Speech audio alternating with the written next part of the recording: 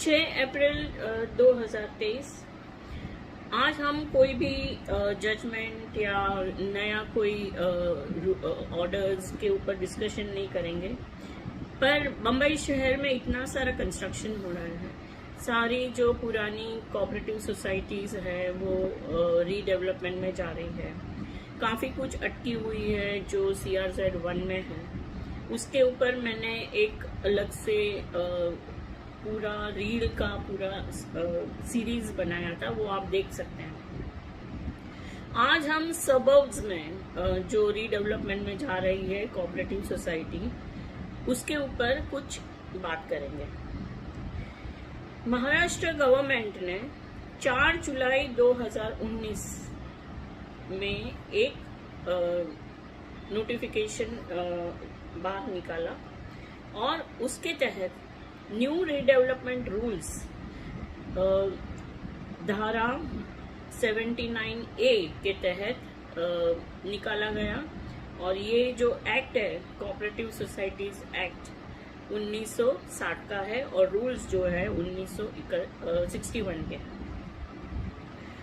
और इसका अगर आपको डिटेल्स चाहिए तो आपको जो सरकारी ये वेबसाइट है उस पर भी ये आपको PDF में मिल जाएगी। मगर हमें ये जानना है कि सरकार ये क्यों लेके आई 2019 में।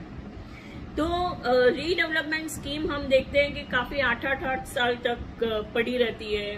वो सोसाइटी के जो कमिटी होती है वो बिल्डर के साथ एग्रीमेंट करती है, उनके विश्वास पे सारे मेंबर्स भी एग्री करते हैं, और जब खाली करके बिल्डिंग टूट जाता है, बाद में थोड़ा टाइम काम चलता है और फिर काम रुक जाता है। हमने ये बहुत देखा है, बहुत सारी सोसाइटीज। और कई सारी सोसाइटीज तो ऐसी है कि जहां पर रीडेवलपमेंट हो चुका है और चूंकि डिस्प्यूट है, तो जो सेल वाले, जो बेचारे इनोसेंट परचेजर है, वो लोग अटक गए हैं, मगर जो टेनेंट है वो लोगों की जगह कब्जा करके बैठे हैं। ऐसे भी है जिन्होंने फुल पेमेंट कर दिया है मगर वो खुद रेंट पर रह रहे हैं। तो ये कानूनी मामला हो जाता है, और एक बार कोर्ट में मैटर गई तो फिर वो जल्दी से सुलझती नहीं है, और वो अप टू सुप्रीम कोर्ट भी जाती है और काफी पैसे भी लगते हैं। तो हम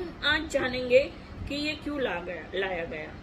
तो रीडेवलपमेंट स्कीम्स जो है सोसाइटी की, कोऑपरेटिव हाउसिंग सोसाइटी की, वो एक्सटेंसिवली पूरे महाराष्ट्र में हो रही है।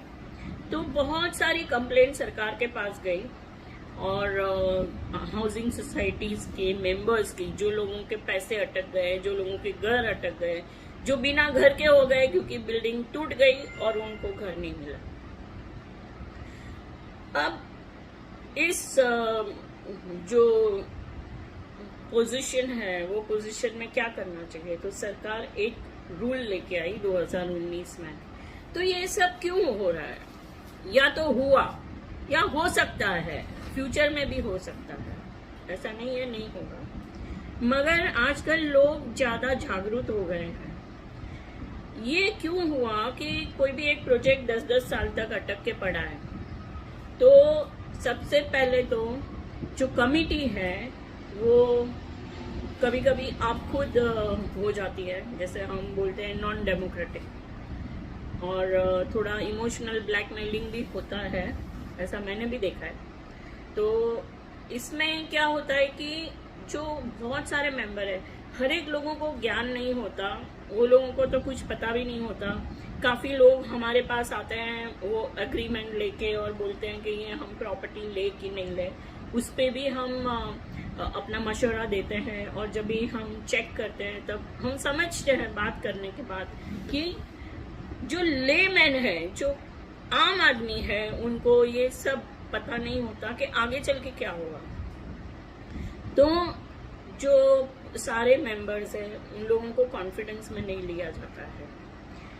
फिर दूसरी वजह ये पाई गई सरकार ने कि ट्रांसपेरेंसी नहीं है। तो टेंडरिंग प्रोसेस जो है वो ट्रांसपेरेंट नहीं है, वो अंदर अंदर ऐसे मंगाते हैं और ये तेरा ये मेरा, ये हो सकता है।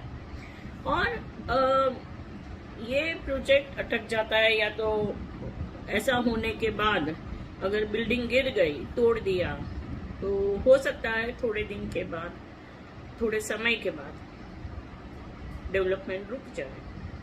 तो इस वजह से भी ये रूल लाए गए हैं। सरकार ने ये सब देखा है तभी ये रूल लाया है, और मैं भी उसी वजह से बोल रही हूँ जो हम देखते हैं। अभी काफी ऐसा देखा सरकार ने कि जो सोसाइटी है वो उनका जो कारोबार है, डे टू डे है, या रीडेवलपमेंट का जो प्रोसेस है, वो कोऑपरेटिव लॉज के हिसाब से काम नहीं करते हैं। वो लोग बाय लॉज को ब्रीच करते हैं, तोड़ते हैं, और कोऑर्डिनेशन नहीं होता है। कई सोसाइटी में तो मेंबर्स को ये भी मालूम नहीं है कि उनके मैनेजर कौन है। तो इतनी गोपनीयता रखते हैं जो नहीं रखनी चाहिए, क्योंकि कमिटी कोई ओनर नहीं है। ओनर सब लोग है, क्योंकि सभी ने एक जैसे पैसे दिए हैं और सभी ने एक जैसे पैसे देके खरीदा है। तो कमिटी का ये बर्ताव जो है वो भी अफेक्ट करता है, और लोग फिर या तो डर के मारे हाँ बोल देते हैं, या तो फिर मैटर कोर्ट में जाती है, और वहीं से ही शुरू हो जाता है कि रीडेवलपमेंट अटक गया। तो जब तक बिल्डिंग नहीं गिरा तब तक तो ठीक है। और दूसरा ये भी है कि जो आर्किटेक्ट्स हैं और प्रोजेक्ट कंसल्टेंट है, उनका भी कोऑर्डिनेशन वर्क थोड़ा जैसे हम बोल सकते हैं लैक ऑफ कोऑर्डिनेशन। फिर एक और बात सरकार ने पाई गई कि जो प्लानिंग है, रीडेवलपमेंट प्रोजेक्ट रिपोर्ट, वो जो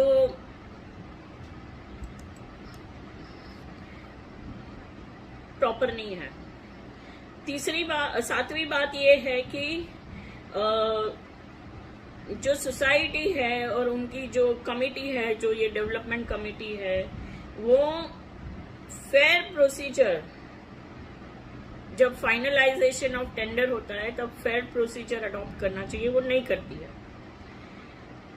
और एक बात ये भी पाई गई कि non parity in the agreement to be executed with the developer, मतलब कि एक के साथ एक अग्रीमेंट किया, दूसरे के साथ दूसरा अग्रीमेंट किया, तो एक यूनिटी नहीं है।